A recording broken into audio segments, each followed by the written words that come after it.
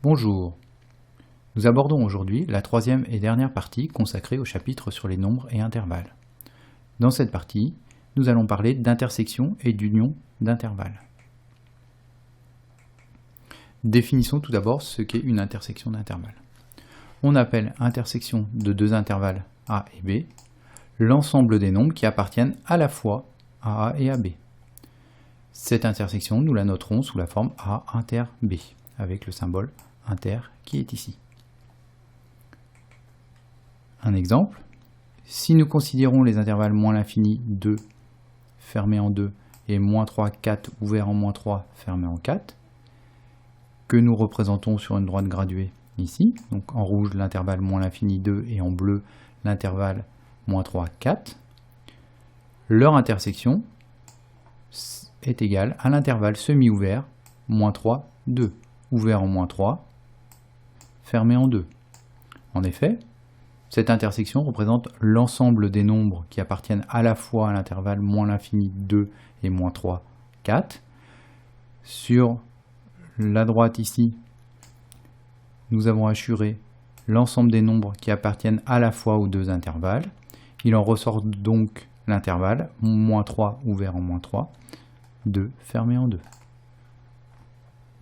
Considérons maintenant deux autres intervalles, moins 5, moins 3 fermé, et 1, 4 qui est un intervalle ouvert,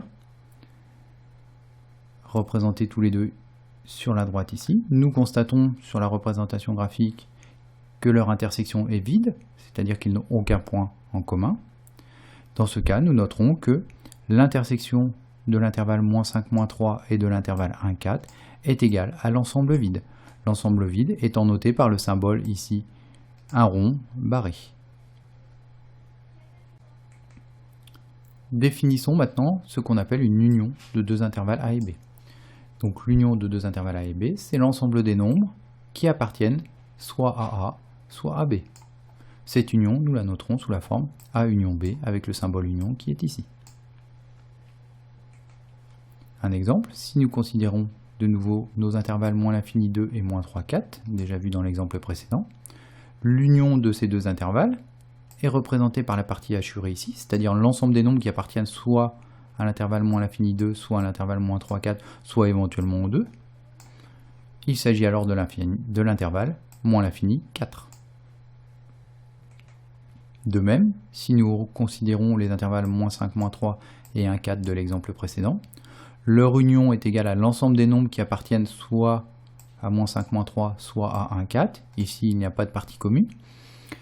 Donc nous ne pourrons noter cet intervalle que sous la forme moins 5, moins 3, union 1, 4. Il n'est pas possible ici de les réunir en une seule notation. Et pour terminer, nous allons donc voir quelques notations supplémentaires. On notera par R étoile l'ensemble des nombres moins l'infini 0, union 0 plus l'infini. Il s'agit donc de l'ensemble des nombres réels privés du 0.